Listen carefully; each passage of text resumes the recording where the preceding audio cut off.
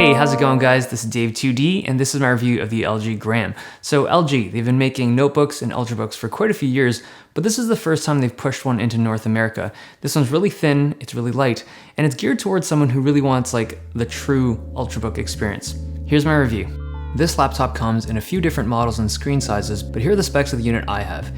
It's a Broadwell Core i5 running at 2.2 GHz, 1080p IPS panel, integrated HD 5500 graphics, 8 gigs of RAM, 128 gigs of storage, and the current retail price is just under $1,000. Now there's another model equipped with an i7 that's quite a bit more expensive, and there's also a 13-inch model which comes in slightly cheaper, but I think this one here is the one that gives you the best overall value. When you open it up, there's some protective foam on the top lid, and you get the laptop along with a charger and an Ethernet dongle. The top surface has a texture that's very similar to a MacBook with that slightly textured finish, and the bottom surface has a similar texture, but the material feels a little more plasticky. We'll come back to that. The screen has a little bit of flex to it. It's not super wiggly or anything, but I wish it was a little more sturdier. The chassis and the keyboard area have a little less flex, but it's still not as solid as I'd like. The hinge mechanism seems sturdy enough. It's covered in plastic, but it's solid. Now the bottom panel is something else. It's really soft and flexible. You can kind of see how much the panel is distorting as I move my finger around. And I'm not sure what it's made out of. I mean, LG says that they use carbon magnesium and lithium magnesium somewhere in these notebooks, which sounds really space aged and cool, but build quality isn't top tier on this thing. Going around the device, on the left side we have the power socket, a USB 3.0 port, a full-size HDMI port, which is kind of cool to see on a thin device like this, and indicator lights. On the right side we have a mic, a micro SD slot that fits cards in pretty flush, a micro USB port, a second USB 3 port, and a lock slot. The micro USB port is for that Ethernet dongle they supply. Now I have mixed feelings about this micro SD. I mean, it's great for transferring files if you have a smartphone that can take micro SD cards, but if you're a video or photo editor that uses regular sized SD cards, you gotta get an adapter, and that's kind of a bummer. The 40-watt AC adapter is small, but the plug is pretty thin and narrow, and I feel like it would be easy to bend or damage it, so you wanna be careful with that. The LG Gram is thin. It's as thin as a MacBook Air and thinner than an Asus UX303. So the length and the width of all three of these ultrabooks are very similar. You can make like a perfect stack with them. But the Gram has a 14-inch screen instead of a 13-inch screen like the other two, and it's a lot lighter. The keyboard types pretty well. In terms of its space, it's not bad, and the arrow keys are positioned well. The backspace key is a little shorter than what you might be used to, and the keys aren't super clicky, but overall, it's pretty good. My only real complaint though is the lack of backlighting. I personally don't need it, but I know a lot of people depend on backlighting, and on a device at this price point, you kind of expect it. The trackpad is okay, the texture is great, the buttons click well, but again, it's got tracking issues. I mean, every once in a while you get a stutter or some skipping. It's just like that standard Windows trackpad. The screen is a 1080p IPS panel. It's a glossy screen, but it isn't a touch screen. It's pretty bright and viewing angles are good. Color accuracy is okay. We're getting 85% sRGB and 63% of Adobe RGB. It's also reasonably well calibrated out of the box, maybe a touch green. It's not the best screen I've seen on an Ultrabook, but it's still very respectable. Now keep in mind that it is a 14-inch screen in the footprint of a traditional 13-inch Ultrabook, so that extra inch is nice, and it comes from these really narrow side bezels, which measure in at around 7mm. The bezel on the top is a little thicker, but it has a webcam shaped like a little gear, which is cool, and this is what it looks like. The speakers are small and they fire downwards, which I never like, but they don't sound bad and they get moderately loud. Here's what they sound like.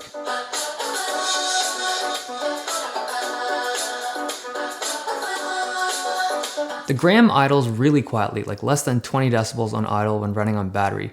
But even under load, it's surprisingly quiet for a device running a Core i5. It measures in at low to mid-20s, which is really nice. But with the silence comes heat. There is a fan and the exhaust vent is in the hinge, but because that fan is so slow and quiet, it gets really hot. It was so hot that I was convinced that I could cook an egg on it, and so I tried. And I failed, and removing it was a pain in the butt, so I basically egged my laptop for this video. Now using the FLIR, we can see it goes over 115 degrees, but apparently I needed 130 degrees to cook the egg. So the really quiet noise signature of this device has its trade-offs, I'm not really concerned about the device being damaged because these Broadwell chips can handle way hotter temperatures, but with extra heat you get CPU throttling, and that's never good.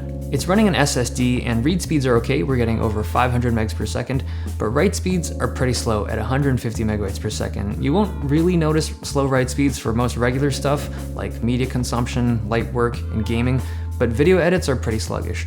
I'd stay away from 4K edits on this machine, and even 1080p edits aren't particularly smooth. They're usable, but they're not great. Photoshop runs well for some light photo editing.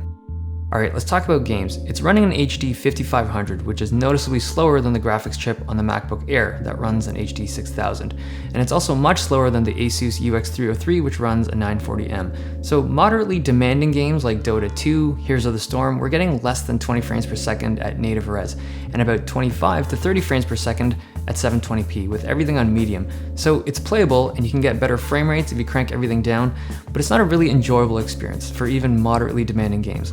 Less demanding games like Counter-Strike perform a little better. I mean, if you turn everything off, you can get around 45 frames per second at 720p, but if gaming performance is important to you, I'd probably pass on this Ultrabook. It's not for you. Battery life is short. This thing has a 35 watt-hour battery. They claim 7.5 hours, and well, I didn't get anywhere close.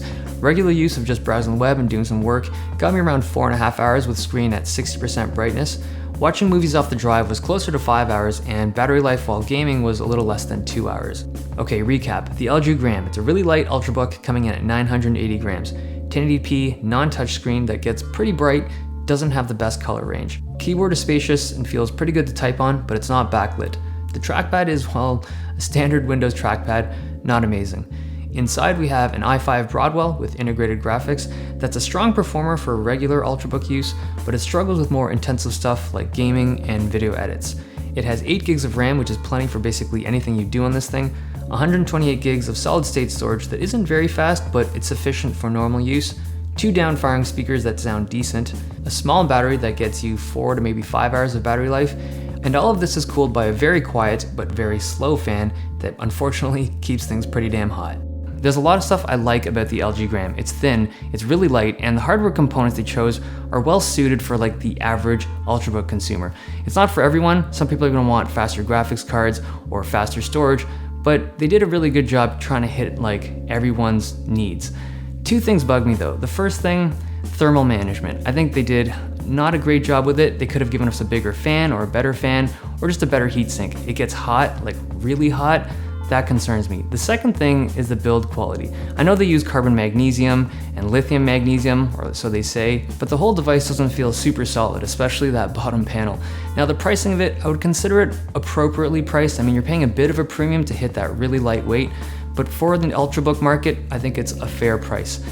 That's the end of the review. Hope you guys liked it. Give me some thumbs if you did, subs if you loved it. It's been nice. I'll see you guys next time.